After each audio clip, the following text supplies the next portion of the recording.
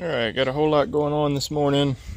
I got to finish up this 2511. There was a few odds and ends parts that I was waiting on to get here.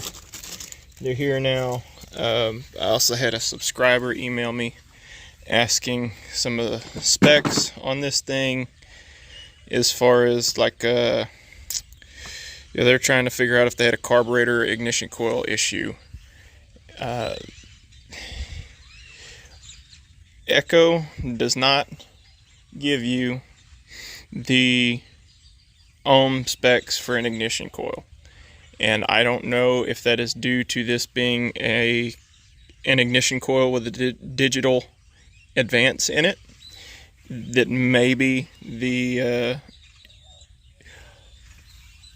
I don't know if the advance would like lock out and reset every time you turn it off and on.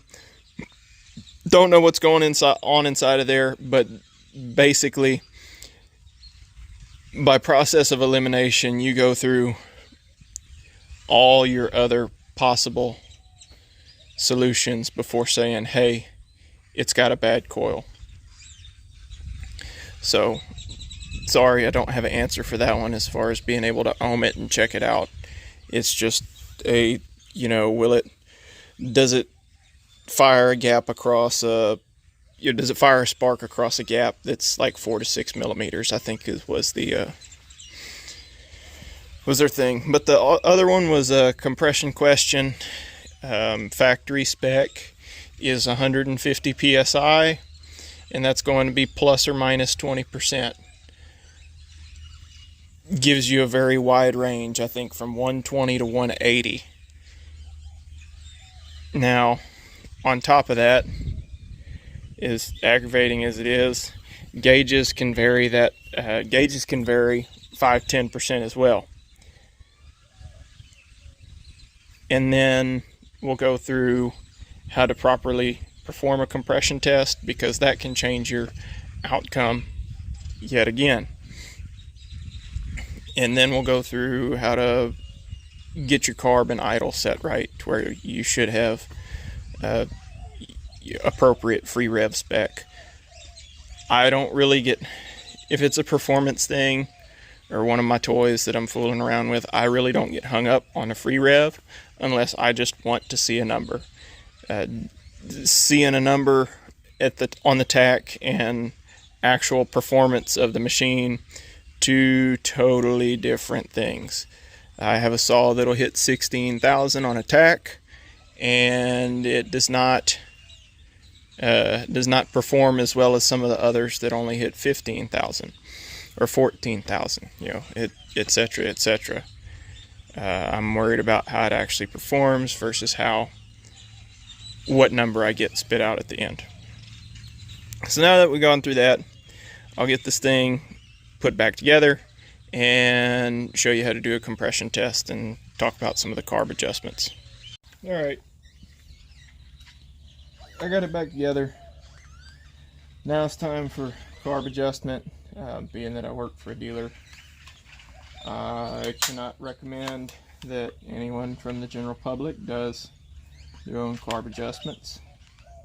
So this is just for demonstrational purposes, I guess. I'm not recommending that you touch your carburetor. General settings, your high screw is roughly 2 turns out, your low screw is roughly 2 turns out, your stop screw is roughly a turn out. Everything else gets set by RPM, so you need to have a tack, and it needs to be done by the dealer. Otherwise, you run the risk of EPA stuff, and it's just not good. So don't touch your carb.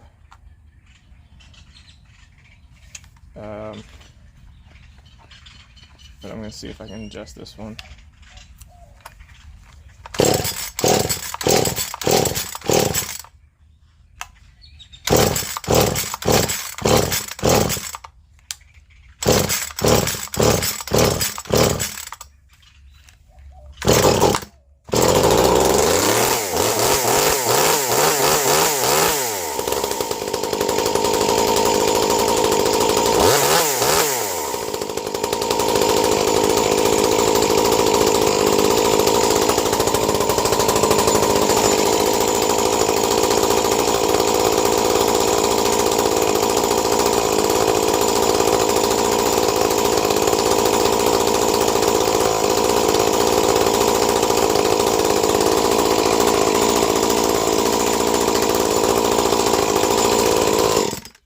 it's idling at the RPM it's supposed to, which is around 3,300, and the chain's still turning. So he has bad clutch springs. It's a safety issue. Make sure anything done. Make sure all your safety features are functional when you repair a saw. I'll fool around with the carburetor later, but it's, you should have about a 3,300 RPM idle and 12.2 to 13-ish free rev.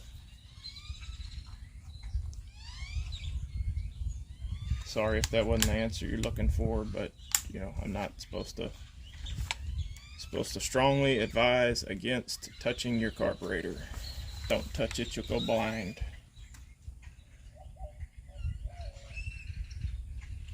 What else do I need to do? Compression test. I can do all kinds of compression test stuff without getting in any trouble, so let's do that.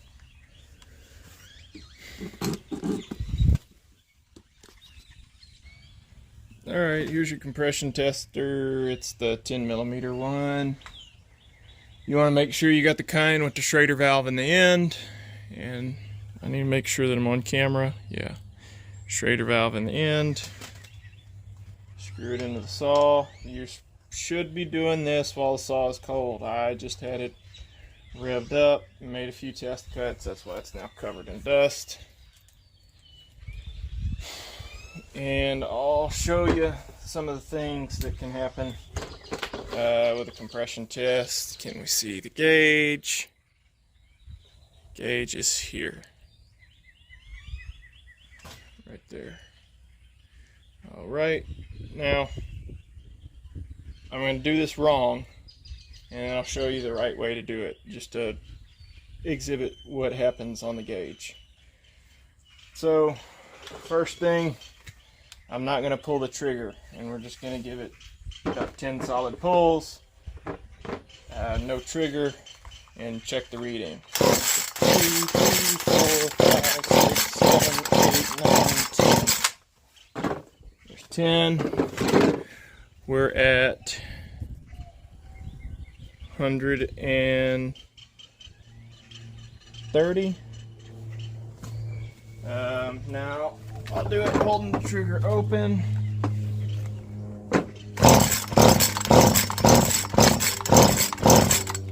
Nope, it's pegged out 130. Okay. Certain machines, I'm guessing this ain't one of them, your throttle has to be all the way open, or else your compression test is just out the window. I know 4-strokes are like that. If you have your throttle closed, it's done. If you got a plug spark screen, you can probably throw it off. If it's hot or cold, it's going to change the value. If you're mixing your oil in your mix fuel, say you got one that's 50 to 1 and another that's 32 to 1, should change the value on the same machine.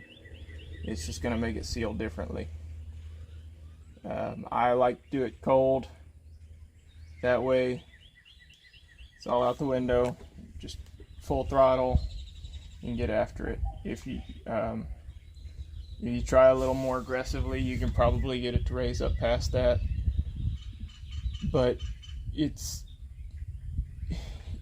you're trying to find an issue, not create a way to work around it so you have a number that makes you happy.